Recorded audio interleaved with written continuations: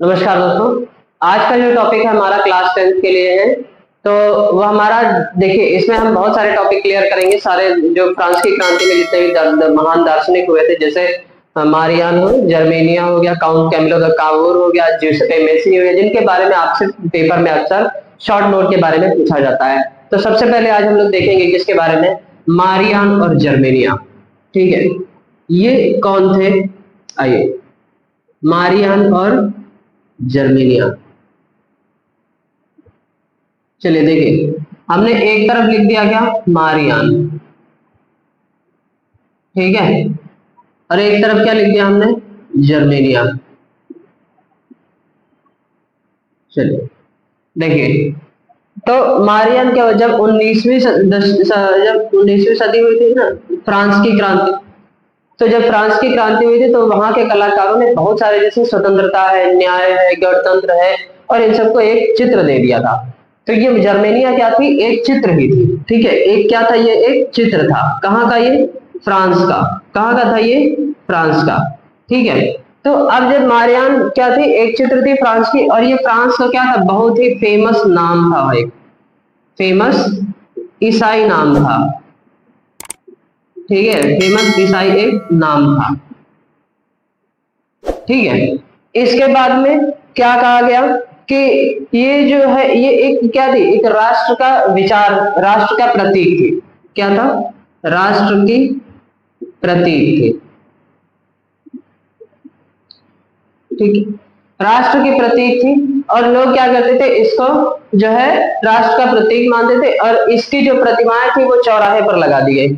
ठीक है, चौराहे पर इसकी प्रतिमाएं लगा दी गई थी, मूर्तियां जिसे कहा जाता है। ठीक है, चौराहे पर इसकी मूर्तियां लगा दी गई ताकि लोग इसे देखें और अपना विश्वास बनाए रखें कि हाँ, हम स्वतंत्र हो चुके हैं। अब इसमें और भी स्वतंत्रता के और भी प्रतीक थे। अन्य प्रतीक कौन कौन से थे, जैसे लाल टोपी, लाल टोपी, तिरंगा और कलगी।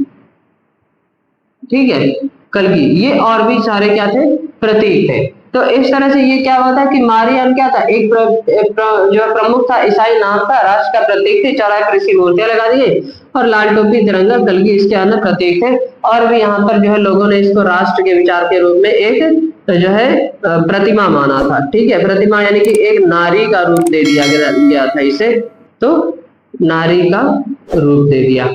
अब इसके बारे में बात करते हैं, जर्मेनिया। देखिए, ये किससे रिलेटेड है, ये फ्रांस से रिलेटेड है। ठीक है, ये फ्रांस से रिलेटेड है।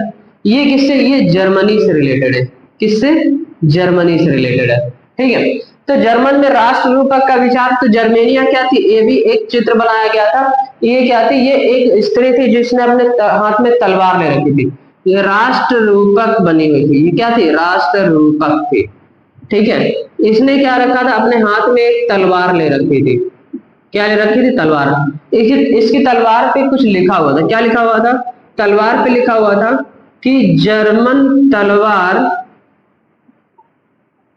जर्मन राइन की रक्षा करती है, जर्मन राइन की रक्षा करती है। ठीक है, देखिए, जर्मन राइन का मतलब होता है, वहां पे राइनलैंड नामक एक जगह थी, राइनलैंड नामक एक जगह थी। ठीक है, जिसे वियना संधि के जरिए जो है हड़प लिया गया था। तो राइनलैंड जो थी एक जगह का नाम है, तो वहां के लोगों की रक्षा करने वाली कौन थी, जर्मन एक ये नारी थी। तो इसको बॉर्डर पे रखा गया था, बॉर्डर पे दिखाया, आप लोग की किताब में देखेंगे तो इसका एक चित्र भी दिखेगा। ठीक है, तो ये क्या था, एक जर्मेनिया, ये भी क्या थी, एक स्त्री थी। तो ये हमारा क्या हो गया, जर्मेनिया और मारियान। ठीक है, अब आगे देखेंगे हम लोग किसके बारे में, आगे हम लोग देखेंगे अब किसके बारे में, काउंट कैमिलो द कावूर। देखिए, काउंट कैमिलो द कावूर क्या था, इटली का यह क्या था, प्रमुख मंत्री था। ठीक है, इटली का यह प्रमुख मंत्री था, और 1852 में इसे विक्टर इमैनुअल द्वितीय, जो विक्टर इमैनुअल द्वितीय था, उसने क्या किया था, इसे पीडामांड, सर्डिनिया पीडामांड का प्रधानमंत्री बना दिया था। वह एक महान देशभक्त था, पत्रकार था, और एक महान विचारक भी था। उसने क्या किया था, इटली के आंतरिक, जैसे ही वो प्रधानमंत्री बना, ठीक है, जैसे ही प्रधानमंत्री बना, तो इटली के आंतरिक विकास पर विशेष ध्यान दिया। आंतरिक विकास मतलब होता है जैसे रेलों का निर्माण किया, सड़कें बनवा दी, अच्छे स्कूल बनवा दिए, लोगों को सुविधा दे दी, वाणिज्य यानी कारखानों का निर्माण करवाया, लोगों को रोजगार दिलाया। तो ये सब इन तरह के यानी कि लोगों के हित में यानी कि जनहित में इसने काम करना शुरू कर दिया था।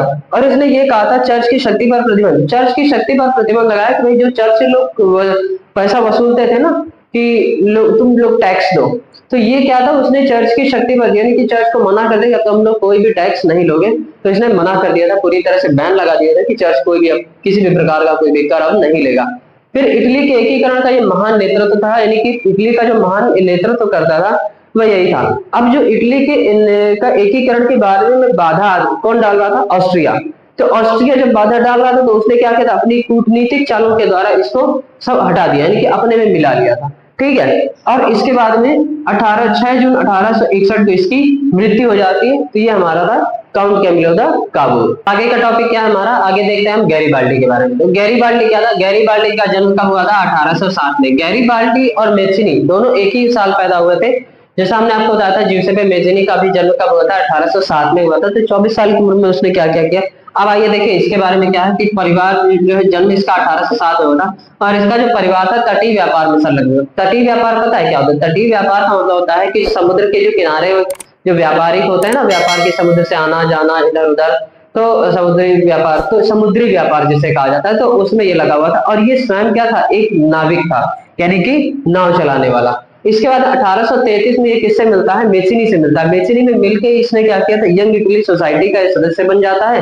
और इसके बारे में इसके बाद में 1834 में पीडावान का जो गणतंत्री विद्रोह हुआ था, 1834 में सर्डिनिया पीडावान में गणतंत्र का विरोध होता है और उसमें ये हार गया था। तो हार कर ये भाग जाता है। ठीक है, हार कर ये कहाँ भाग जाता है, 1848 तक ये क्या निर्वासन में रहता है, जर्मनी भाग जाता है। ठीक है, 1848 में ये कहाँ, जर्मनी भाग जाता है। और ये क्या करता है कि निर्वासन में रहता है। निर्वासन में रहने के बाद 1860 में 1000 लोगों के अभियान का नेतृत्व करता है। ये क्या करता है, 1860 में 1000 लोगों के अभियान का नेतृत्व करता है, जिन्हें रेड शर्ट्स के नाम से जाना जाता था। तो इसका जो है इतना काफी, चलिए